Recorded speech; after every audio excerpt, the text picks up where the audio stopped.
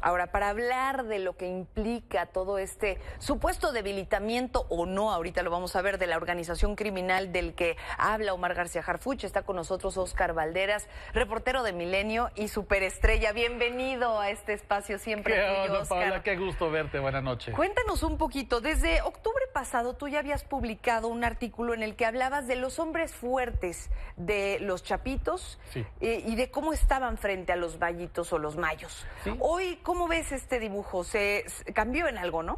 Sí, tuvimos acceso a un informe exclusivo que hizo la Secretaría de Defensa Nacional en el sexenio del presidente López Obrador, y ahí describían quiénes eran los 10 caudillos, les llamamos nosotros en este periódico, los 10 aliados de los Chapitos con quienes iban a enfrentar la guerra contra la Malliza.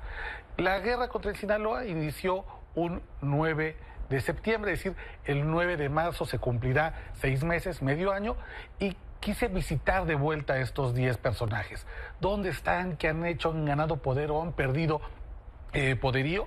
Y lo que encontré es que de estos 10 caudillos, solamente 3 se encuentran operando, 7 están detenidos, disminuidos, 1 incluso asesinado. 4 han perdido poder o están arrestados ya por acciones directas de la estrategia que encabeza el secretario Omar García Harfuch. 3 o asesinados o diezmados por las acciones directas de sus rivales de Malliza, y 3 continúan operando, pero de acuerdo con mis fuentes, ya con mucho menos poder que cuando comenzó la guerra en Sinaloa. Que esto he de decir que no es quizás el panorama al que estamos acostumbrados los mexicanos, porque desafortunadamente los grupos criminales, cuando hemos visto que le cortan una cabeza, es como la hidra, y luego le salen 3 cabezas, 4 cabezas, porque de pronto el conflicto interno hace que hayan muchas personas que quieran liderar este grupo. Exacto. Que se ha quedado acéfalo.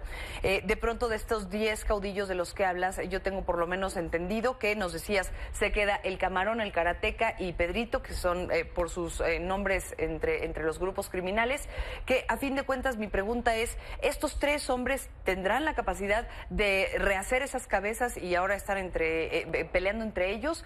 ¿Podrá revivir los Chapitos? No.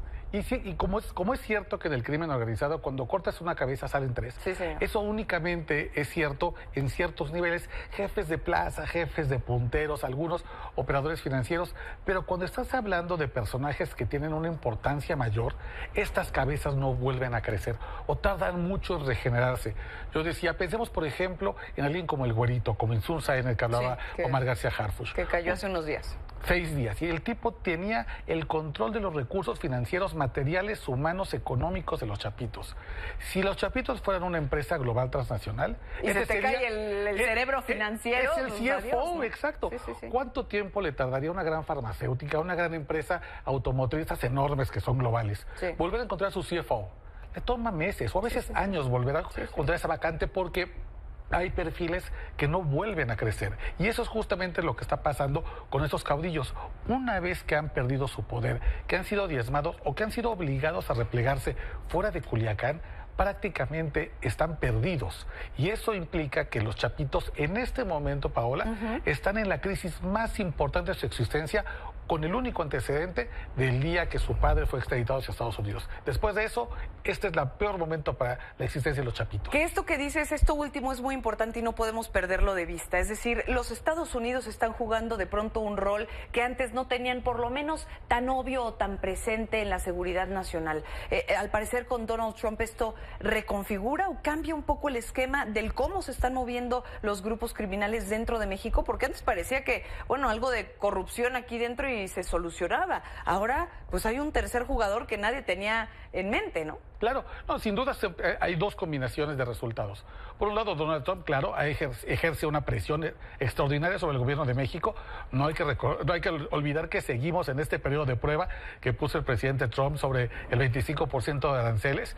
Y por otro lado, tenemos a un secretario de Seguridad Ciudadana que no se parece nada al perfil del sexenio anterior. Rosa Isela Rodríguez es un perfil completamente distinto al de Omar García Harfuch.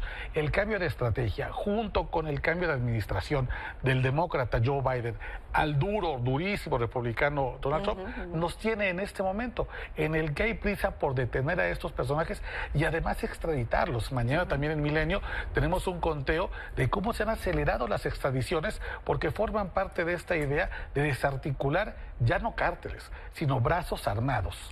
En estos últimos días, hablabas hace un momento del güerito, que tenía que ver más bien como un cerebro financiero, sí, del 200, que estaba más bien enfocado en la parte de seguridad. Exacto. Y a mí me queda la duda, y creo que está la duda ahí afuera, muy palpable, muy latente. ¿Y qué pasa con Iván Archibaldo? ¿Qué sabemos de este personaje? Porque también ha estado, por lo menos, en el centro de la plática. ¿Es o no es objetivo y qué está pasando con él? Es un objetivo prioritario, primer nivel, como el operador máximo de los Chapitos. Hay que recordar que los Chapitos originalmente son 4, ya Ovidio preso en Estados Unidos, Joaquín Guzmán entregado en Estados Unidos, quedan 2.